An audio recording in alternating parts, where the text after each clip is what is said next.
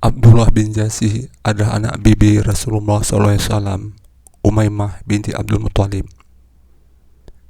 Di samping itu, sahabat ini adalah saudara ipar Rasulullah, karena saudarinya, Zainab bin Jahsy adalah salah satu dari istri-istri Nabi, salah seorang ummahatul mukminin. Sahabat ini adalah orang yang pertama mengibarkan panji Islam. Setelah itu, dialah orang yang pertama dipanggil Amirul Mukminin.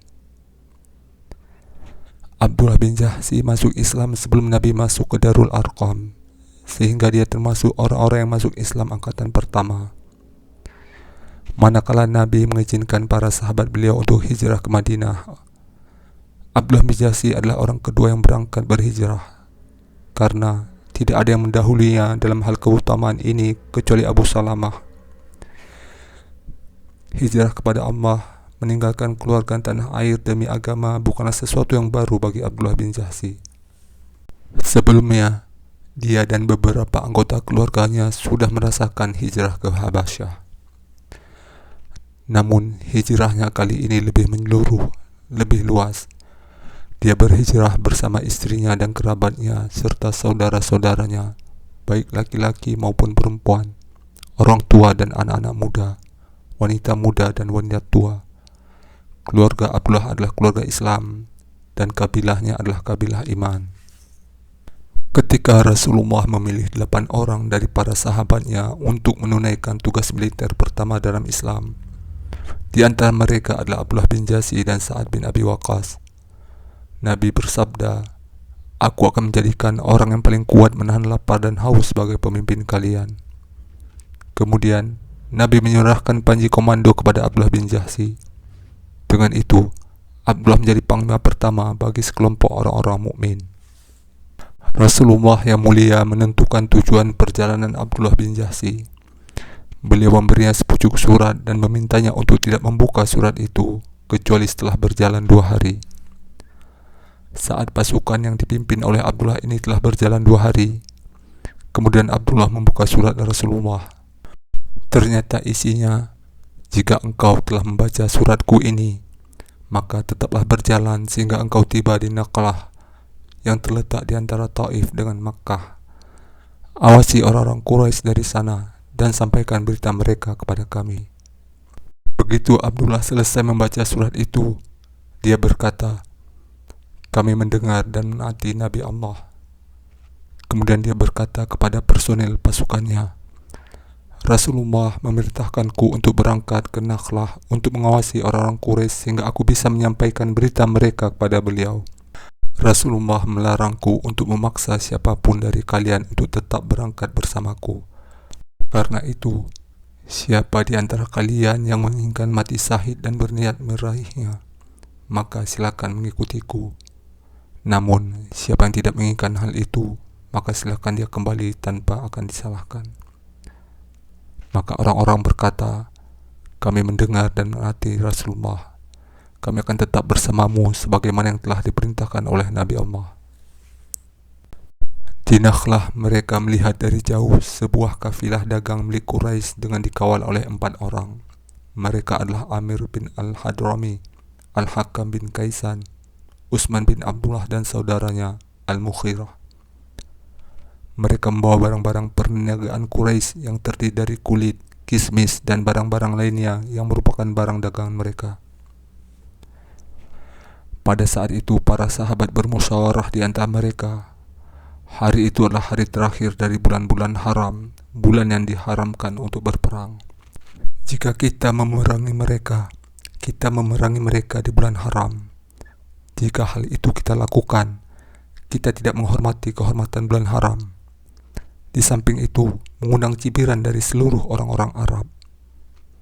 Jika kita membiarkan mereka sampai hari berlalu, maka mereka masuk wilayah haram dan mereka telah masuk ke dalam wilayah yang aman dari kita. Mereka terus berunding sampai akhirnya mereka sepakat untuk menyerang mereka dan bunuh mereka serta mengambil harta yang ada di tangan mereka sebagai harta rampasan perang. Dalam sekejap, mereka berhasil membunuh 1 orang dari mereka, yaitu Amir bin Al-Hadrami, dan menawan 2 orang, sedangkan orang keempat berhasil lolos dari sergapan. Abdullah bin Jahsy dan orang-orangnya mengiring 2 tawanan dan kafilah dagang ke Madinah.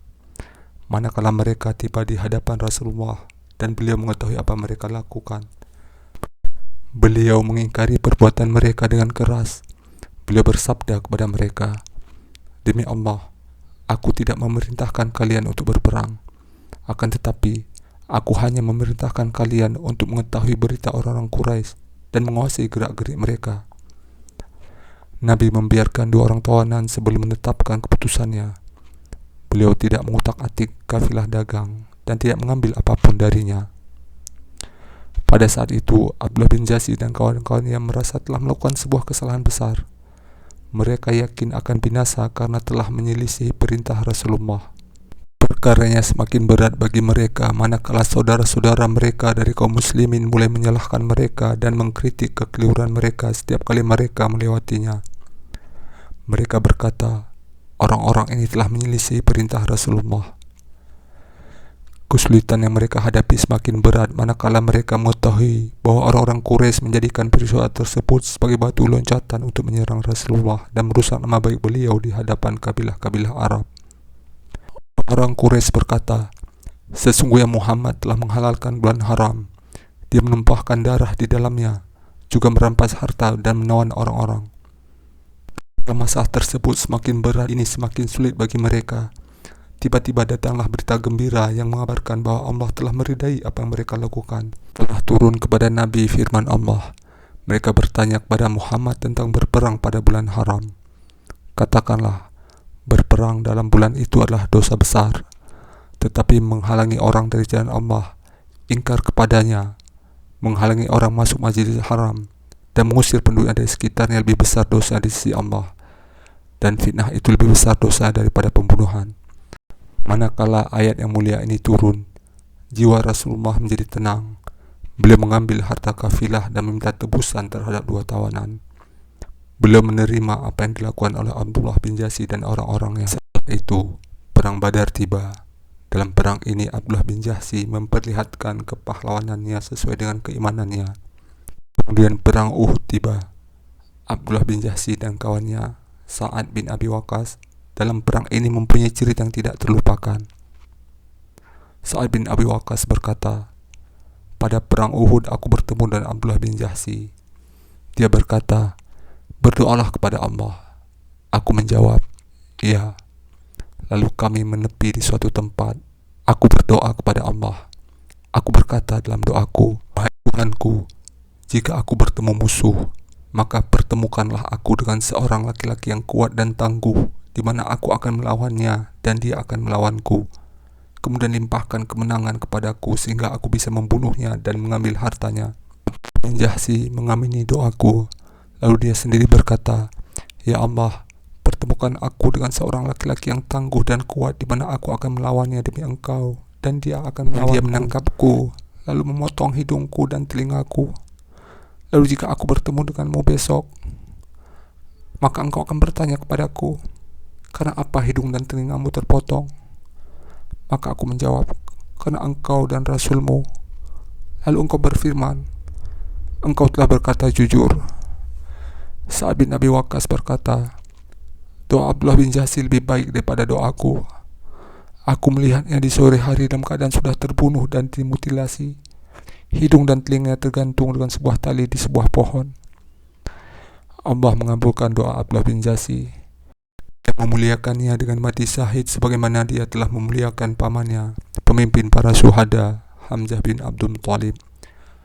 Lalu Rasulullah yang mulia menguburkan keduanya dalam satu liang